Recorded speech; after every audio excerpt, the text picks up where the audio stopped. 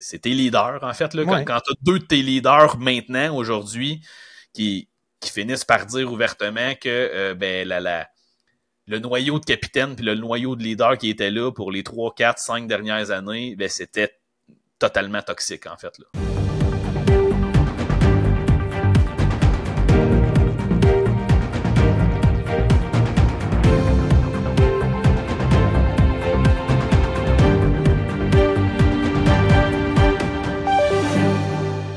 Salut tout le monde, salut Julien, comment tu vas aujourd'hui? Yeah, salut Serge, je suis en pleine forme, j'espère que ça va bien toi aussi. Oh yes, écoute, on a tellement eu des bonnes nouvelles cette semaine, puis que ça peut pas aller bien. Là. J'ai juste hâte que la saison commence maintenant. Comme Juraj Slafkovský l'a dit, j'ai juste hâte qu'il y ait des games qui comptent, de commencer à jouer des games. Ah oui, 100%. Malheureusement, encore des petites nouvelles là, ici et là. Juste qu'on a fait comme dernière vidéo, qui était un peu de projeter l'alignement du Canadien, mais c'est déjà un petit peu à revoir avec l'arrivée de Patrick Lane. La bonne nouvelle qu'on a eue au cours des dernières semaines.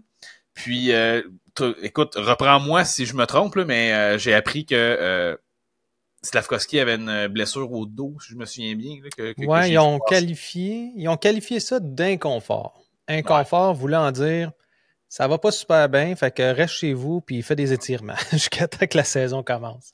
Moi, ça m'étonnerait pas. C'est au camp d'entraînement, c'est là qu'on va le savoir, là, on s'entend. Là. Donc, s'il commence pas le camp d'entraînement, il était réellement plus blessé qu'on croit. Mais s'il fait le camp d'entraînement, moi, j'ai pas de. Écoute, je m'en fais pas avec ça.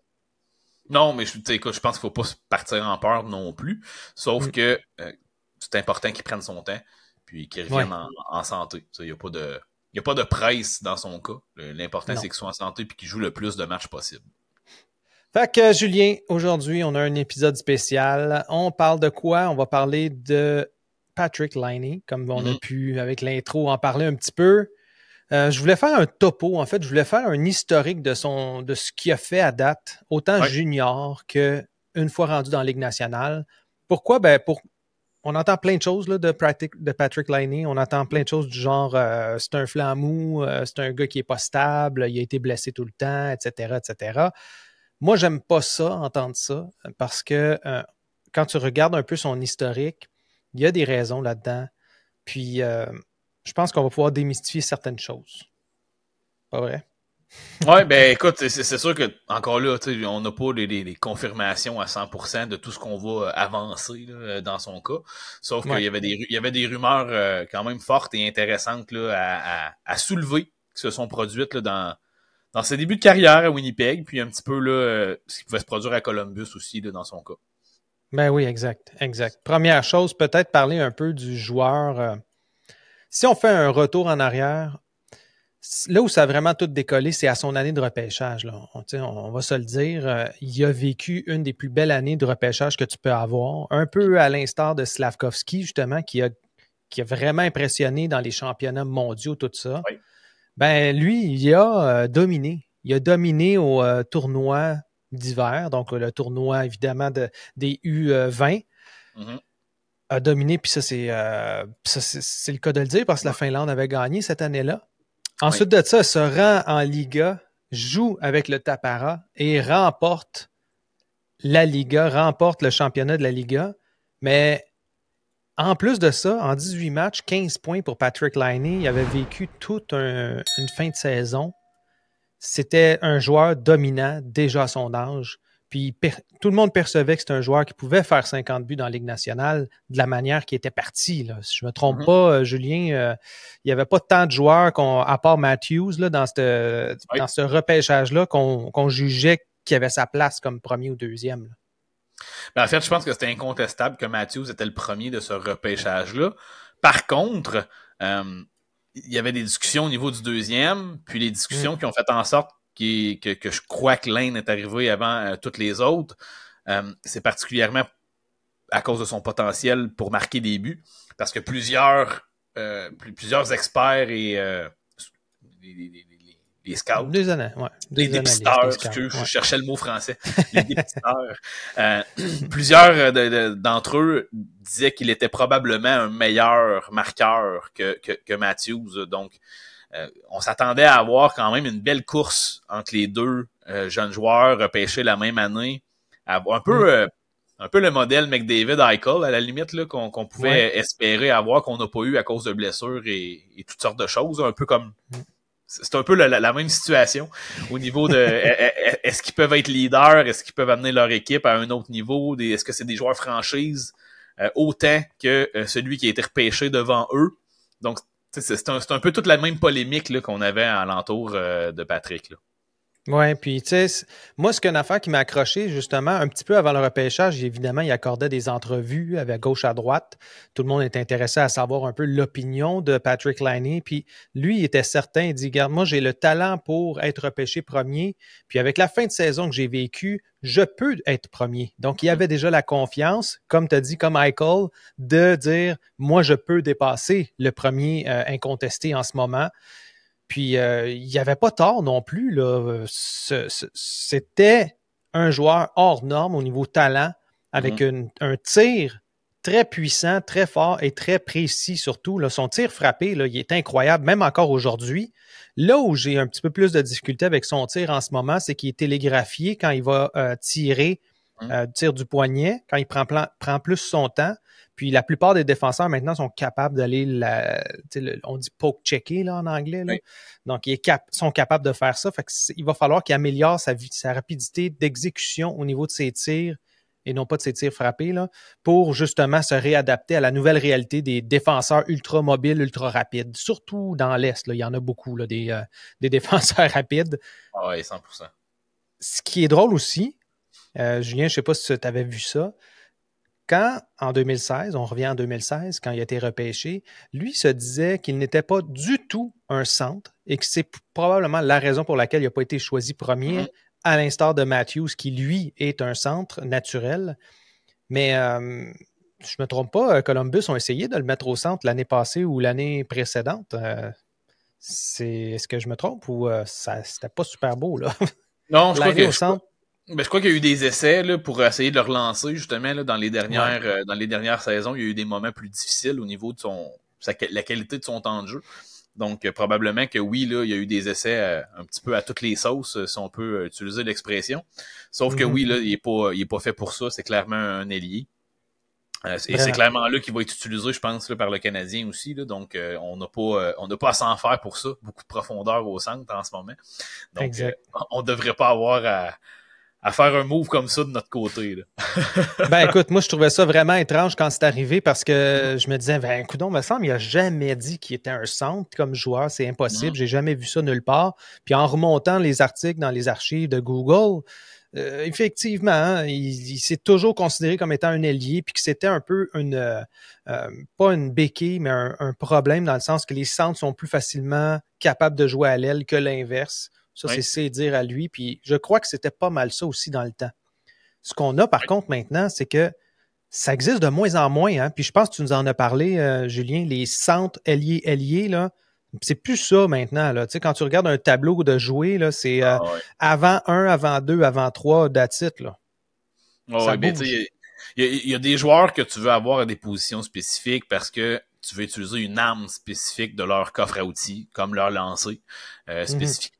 Donc, tu sais, souvent, si tu veux exploiter le lancer d'un joueur à 5 contre 5, bon, on va dire un lanceur droitier, quelqu'un qui lance de la droite, ben tu vas avoir avantage à le faire jouer sur le côté gauche parce qu'il va avoir plus facilement accès à voir la rondelle, à voir le jeu. Puis il va arriver dans un angle où son lancer sur le gardien de but va lui donner probablement un meilleur angle, en fait, là, pour pouvoir glisser la rondelle là, dans le filet.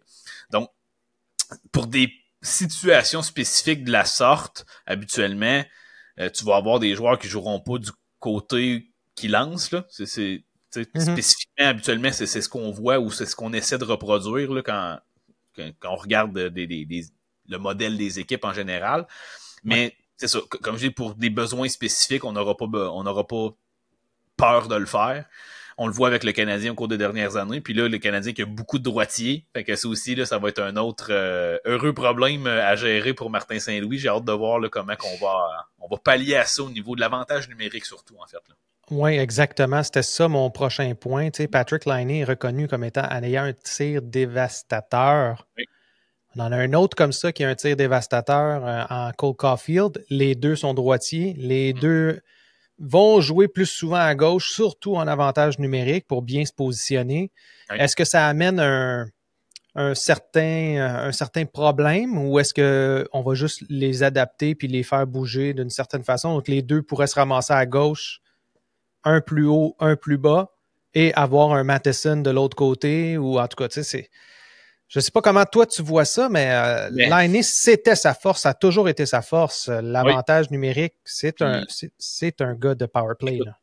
Je vais vous régler ça simplement. Moi, j'ai l'impression que cette saison, on va avoir une situation avec le Canadien, on va voir 2 vagues de supériorité numérique qui vont s'échanger la balle.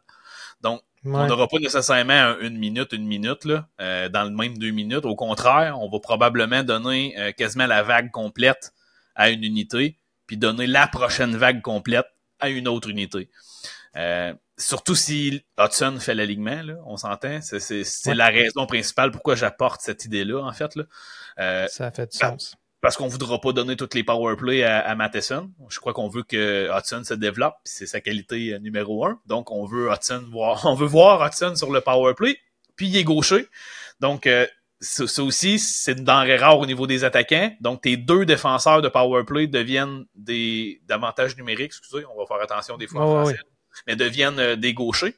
Donc, c'est plus facile de jouer avec ton surplus d'attaquants droitiers en ayant 2 défenseurs qui sont gauchers au niveau de l'avantage numérique.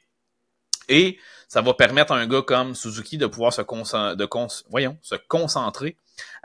au rôle, bon là encore là, le rôle anglophone, le rôle de bumper en fait, là. Donc au centre de la patinoire, il aurait pu aller jouer là, sur les côtés. Si on a un Slafkovský, un Caulfield avec lui, là ça serait comme Newhook qui deviendrait le lanceur le franc-tireur de l'autre côté, là, selon les outils qu'on a. Ouais, là, c'est la deuxième là. C'est ça. Là, mais non, sur la première, à côté de Caulfield, en fait. Caulfield d'un côté, Newhook de l'autre, Suzuki au centre, Slafkovský devant le filet. Ça serait une unité. Avec un défenseur. Fait que là, t'as même pas Laine ce côté-là. Fait que tu mets Laine comme sa deuxième vague de... Laine avec Dak, avec... Tu sais, ça finit plus. Ouais, ça ferait que ça fait un one-two punch, même au niveau de l'avantage numérique. Très intéressant.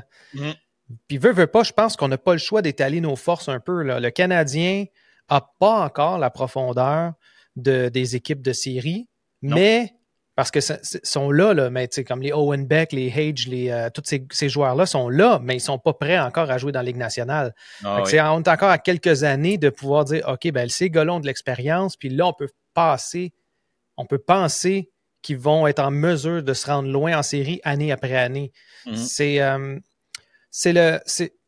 peu ça le problème qu'on pourrait dire de Laine. Si on regarde un peu son historique, là, on va revenir à Winnipeg. Ses débuts. Donc, la première année, là, c'est 64 points, c'est 36 buts. Il était parti sur les chapeaux de roue. Ouais, c'était vraiment impressionnant pour une recrue. Puis là, déjà là, on se disait, regarde, finalement, Matthews, Laine, ça va être pas mal plus difficile à savoir lequel des deux est meilleur. Deuxième année, ben, il fait encore mieux, 44 buts. C'est 44 buts, là, plus de 40 buts. Ça ne s'était pas vu depuis 1944 qu'un jeune joueur de son âge avait réussi à faire ça. C'était le plus jeune à avoir fait plus que 40 buts depuis des années, là, vraiment longtemps. C'était pas loin d'être Teemu Selanne, en fait, là. Puis c'est pour ça que ça a fait discuter beaucoup en Finlande, là, parce que est-ce qu'il était le digne successeur de Selanne avec les Jets? C'était un peu la discussion là, qu'il y avait à l'époque. Fait qu'imaginez la pression sur les épaules de ce jeune homme-là aussi, là. Ben, c'est ça. Exactement. Puis sur la pression, avec la pression vient aussi les coéquipiers. Puis de ce qu'on comprend, Julien, peut-être tu peux m'ajouter là, à ça, là. Oui. C'était pas super beau en arrière là, de ce qui se passait. Là. Ben, ce qu'on a fini par savoir un peu entre les branches du côté de Winnipeg, c'est qu'il y avait un climat très néfaste dans le vestiaire. C'est une des raisons pourquoi Scheifele et Hellebuck ne voulaient pas, on entendait là en fait qu'ils ne voulaient pas re-signer avec cette équipe-là. Une des principales raisons aurait été Blake Wheeler. Qui a été le capitaine de cette équipe-là pendant quelques années. Donc, le fait qu'il se soit débarrassé simultanément de... là, on parle plusieurs années après, là, mais de Dubois et Wheeler dans le même été a fait en sorte que ces deux gars-là ont re-signé des contrats à long terme avec l'équipe. Donc, tu sais, c'est quand même pas peu dire quand t'as... Ben, c'est tes leaders, en fait, là. Ouais. Quand t'as deux de tes leaders maintenant, aujourd'hui, qui finissent par dire ouvertement que ben le noyau de capitaine puis le noyau de leader qui était là pour les 3, 4, 5 dernières années, ben c'était totalement toxique, en fait, là. Exact. Puis on entendait des rumeurs de bullying auprès du jeune à ce moment-là, Patrick Laine, qui se faisait bullier, qui se faisait remettre à sa place. Pourquoi? Parce qu'il était bon, parce qu'il emmenait large sur la glace, qu'il y avait beaucoup de minutes, puis je pense qu'il y avait beaucoup de gens que ça faisait pas leur affaire. Puis après, on se demande pourquoi ça allait pas bien à Winnipeg, on se demande pourquoi ils se rendaient pas jusqu'en finale de la Coupe. Pourtant, il y avait les équipes pour le faire. Puis on doit se rendre compte que c'était ça le problème. Point positif, par contre, de Patrick Laine, saison 2017-2018, fait 17 parties en séries éliminatoires, 12 points en 17 parties. C'est très, très bon. Moi, je vois une tendance avec Patrick Laine, c'est que quand arrivent les séries, c'est un fier compétiteur puis il est très bon. On peut penser en Liga, un peu plus jeune, 18 parties, 15 points, dont 10 buts. Même chose avec Winnipeg. Puis, depuis ce temps-là, depuis qu'il est parti, même la dernière année avec les Jets, pas refait les séries. Fait que c'est une chose qui est dommage pour lui de ne pas pouvoir faire les séries. J'ai l'impression que c'est le genre de joueur qui aime la compétition, qui aime quand il y a de la pression sur la glace, là, on s'entend. Oui. Puis ça, je pense que c'est quelque chose qui l'excite à venir à Montréal, puis de voir les Demidov qui s'en viennent, de voir les joueurs qui sont là en ce moment, puis de dire, regarde, j'ai ma place, là. Il manque de sniper. Ils ont des playmakers en masse. Ils ont juste un sniper. Un vrai sniper, c'est qui? C'est Caulfield. Donc, je peux faire ma place avec le Canadien. Ouais, puis probablement que c'est une des raisons là, pour lesquelles il est quand même assez heureux de s'en venir à Montréal, justement, là, c'est qu'il vient combler un besoin clair pour les dernières années de son contrat, du moins. Ouais. La balle est vraiment dans son camp à voir est-ce qu'il va accepter de se fondre et de se mouler à cette culture-là, puis à ce noyau de jeunes vétérans, puis de jeunes capitaines, en fait, là, parce qu'on parle de Suzuki là, principalement. Mais c'est lui qui est en train d'installer un peu là, l'esprit d'équipe, là, du moins chez les jeunes joueurs. Puis tu sais, tous les jeunes qui arrivent sont impressionnés de voir Suzuki aller, puis ils ont envie justement de travailler dans la même direction que lui. Donc pour Patrick, c'est vraiment... Écoute, la balle est dans son camp, là. Je l'ai mentionné plus tôt, là, mais il y a toutes les chances... D'après moi, il va avoir toutes les chances possibles et imaginables de se faire valoir. Donc, il va vraiment falloir qu'il saute sur cette occasion-là, puis qu'il fasse mentir là, un peu là, ses détracteurs là, de son passage à Columbus.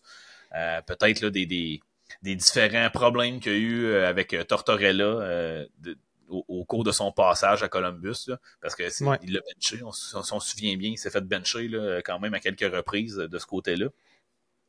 Puis, tu sais, si vous vous souvenez bien aussi, Martin Saint-Louis avait été appelé à aider l'avantage numérique des Blue Jackets sous le règne de Tortorella. Donc, clairement, Saint-Louis a déjà piloté quelques powerplays, quelques avantages numériques là, avec Patrick Laine. Donc, il va savoir exactement comment l'utiliser, gang. Là, il arrive dans l'organisation, puis c'est ça, il s'est déjà fait observer en masse de joueurs, en masse de membres de l'organisation, d'autres joueurs et de coachs. Donc, ça laisse une belle chance. Ça. Ce que j'ai eu l'occasion de voir beaucoup puis d'entendre du côté de Columbus, c'est que, là encore là, je vais utiliser l'expression anglophone, mais c'est que c'est un joueur streaky. Donc, un joueur de séquence au cours des dernières années. Donc, malgré le fait qu'il est vraiment pas loin de son point par match, gang, là, tu sais, dans saison 2021-2022 puis 2022-2023, là, il est vraiment pas très loin de son point par match, mais c'est quand même le type de joueur qui va pouvoir te faire 25 points en 12 matchs, puis qu'après ça, tu le verras pas trop pendant 10 games, tu sais. Donc, partez pas en peur, là, si on a un début de saison du côté de Laine qu'on le voit pas pendant 10 games. ça se pourrait très bien qu'on aille genre 35 points en 1 mois et demi après. T'sais. Puis là, ça va te virer de bord, connaissant tout le monde à Montréal. On aime ça. Quand ça va bien, ça va bien. Quand ça va mal, ça va très mal. Oui. Mais je crois qu'il va quand même... Il est rendu avec l'expérience. Après avoir vécu les déboires à Columbus, après avoir vécu les hauts et les bas de Winnipeg, se rend compte qu'est-ce que c'est d'être un professionnel, qu'est-ce qu'il faut faire pour être un professionnel. Puis je pense qu'il est rendu dans une étape de sa carrière un peu comme l'avait fait Josh Anderson quand il est venu à Montréal, c'est-à-dire qu'il est pas encore assez vieux pour être un vieux vétéran, mais il est quand même assez d'expérience dans la ligue pour être un vétéran, comme Suzuki. Puis si les deux se mettent ensemble, je pense qu'il peut y avoir des belles choses qui se passent à ce niveau-là, au niveau de donner l'exemple aux plus jeunes, montrer qu'est-ce qu'il faut faire pour être dans la Ligue nationale, comment il faut travailler pour être dans la Ligue nationale. Puis ça va juste aider les Slavkovski, les Hage, les Demidov et tous ces jeunes-là qui ont beaucoup de talent à garder le cap. Parce que c'est ça qui est difficile dans une saison de 82 matchs, c'est de garder le cap. Fait que si Suzuki pousse Laine à être plus performant, puis là, je vais faire vraiment une comparaison super boiteuse, mais Michael Jordan, il était tellement bon, il amenait le monde dans son sillage. Oui. Pourquoi? Parce qu'il il était dédié à son sport. Suzuki, il n'a pas le talent de Michael Jordan, on s'entend. Non, mais il y a une chose, par exemple. Il dort, il mange, il respire du hockey, Nick Suzuki. C'est ça qui est important, je pense, pour un capitaine. Ben, tu sais, là, on parle de leadership pur, en fait, là. Puis, tu sais, Suzuki, là, vraiment, au niveau leadership, gang, là, faut arrêter faut arrêter de se mentir, là. Il nous a prouvé au cours des dernières saisons qu'il est de la trempe d'un Bergeron, il est de la trempe d'un Suzuki, d'un Crosby au niveau leadership. Parce que c'est ça, il montre l'exemple, puis si t'embarques pas dans le bateau avec lui, ben clairement, il a l'air de mettre la pression. Puis tu sais, c'est ça, là, il veut que les gars aillent dans sa direction. C'est ça, il veut tenir le gouvernail du bateau, mais il faut que tout le monde rame en même temps. T'sais. Puis là, quand il reste à voir là, cette année avec avec Saint-Louis s'il va avoir le culot de l'appuyer. Ben oui, mais je pense que ça se discute là, avec les capitaines-entraîneurs. Là, on s'entend là, dans n'importe quelle bonne organisation. Je pense qu'il y a une connexion directe là, entre ces deux joueurs-là. C'est super important. Fait que tu sais, si Anderson a eu beaucoup de chance l'an passé, beaucoup trop, aux yeux de beaucoup de partisans, je crois que c'est en partie parce qu'il mettait la main à l'ouvrage. T'sais. Donc, cette saison, j'espère qu'avec les outils qu'on a pour le remplacer, que même s'il met l'épaule à la roue et qu'il travaille fort, si ça produit pas, là, écoute, là, prends du temps sans passerelle, puis il faut que ça marche ton affaire, parce que si ça fonctionne pas, on a d'autres gars là, qui peuvent donner plus que toi. Fait que, c'est bon que tu dises ça, parce que là, l'avantage qu'on a, c'est que ça va être bon pour tout le monde. Oui. Si un Laine est benché, si un Anderson est benché, si n'importe qui est benché, un jeune aussi est benché, que ce soit les défenseurs qu'on a à la tonne, au moins il va avoir une constance. Puis n'importe qui peut être benché à ce moment-là. Ça veut dire que tout le monde doit travailler. Ouais. Puis tu sais, connaissant Martin Saint-Louis, qui est un gars extrêmement compétitif puis qui n'accepte pas la défaite, en voyant aussi les Slavkovski qui sont un peu dans le même moule aussi, là, l'attitude de gagnant, ben je pense que c'est ça que le Canadien essaie d'avoir comme culture, c'est de détester perdre et non pas d'avoir peur de perdre, parce qu'il y a une nuance à ce niveau-là. Vraiment. Si un Laine rentre dans le bateau, ben, je pense que ça sera pas comme qu'est-ce qui est arrivé avec Monahan, c'est-à-dire qu'on l'a rééchangé par la suite. Si l'année, ça fonctionne, ben, ça m'étonnerait pas qu'on le re-signe à un gros contrat proche d'un Slavkovski, disons. Quelque chose du genre.